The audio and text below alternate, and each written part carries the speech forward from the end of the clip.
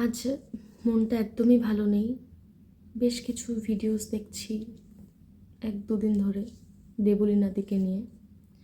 তো একটা আর্টিস্টের মন না ভীষণ সফট হয়।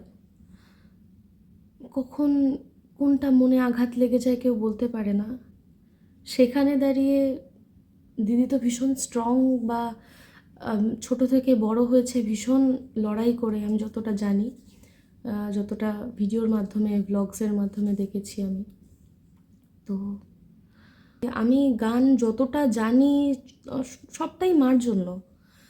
মা না বললে হয়তো আমি রেওয়াজ করতে বসি না বা ভিডিও করা হয় না। মা যদি না আমাকে বলে যে করছিস না, গান করছিস না কেন।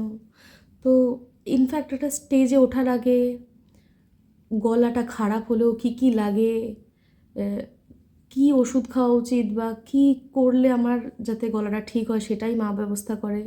স্টেজে ওঠার পরে সাউন্ডটা ঠিক আসছে নাকি ভিডিও করা বা নানান কিছু, ডায়েরি লাগবে নাকি, হ্যান ত্যান যা খুশি, যেটা যা অনেক কিছু প্রয়োজন হতে হয় সেই মোমেন্টটায়। তো মা ছাড়া এটা সম্ভব না। তো কম্পেয়ার করা তো দূরের কথা, কম্প্রোমাইজ, কম্পেয়ার, এইগুলো গান, মা, ভালোবাসা, একটা মানুষকে ভালো থাকতে হলে প্রত্যেকটা জিনিসের এক একটা নিজস্ব গুরুত্ব রয়েছে। তো কোনোটাকে ছেড়ে একটা মানুষ ভালো থাকতে পারে না। তো হয়তো দেবলীনাতি সেই কারণেই আজকে এই অবস্থাতে পৌঁছেছে। তবে দিদির পাশে আমরা সবাই রয়েছি। দিদি, তুমি তাড়াতাড়ি ভালো হয়ে ওঠো। তুমি আমাদের মতো অনেক মেয়ের ইন্সপিরেশন। আশা করি তোমাকে খুব তাড়াতাড়ি আবার স্টেজে গান করতে আমরা দেখব। তোমাকে ভালোবেসে তোমারই গান একটু শোনাচ্ছি। হয়তো তুমি ভালোই আছো রুক্মিণী রে নিয়ে, গড়ে নিও সুখের রাধার অশ্রু দিয়ে। বনমালী পর জনমে হয়ো তুমি রাধা,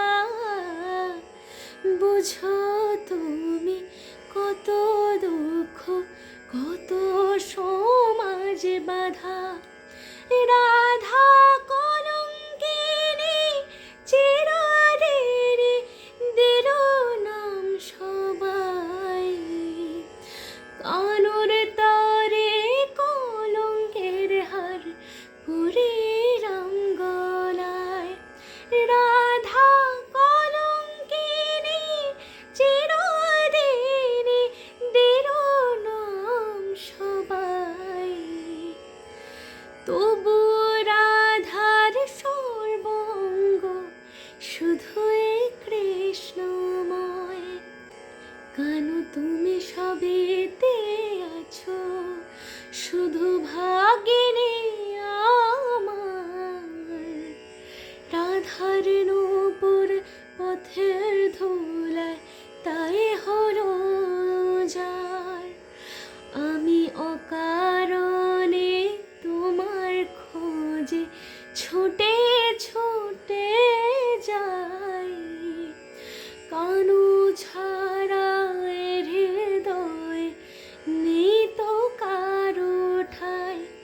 রাধা কলঙ্কিনী চিরদিনই দিল নাম সবাই, তবু রাধার সর্বঙ্গ শুধুই কৃষ্ণময়।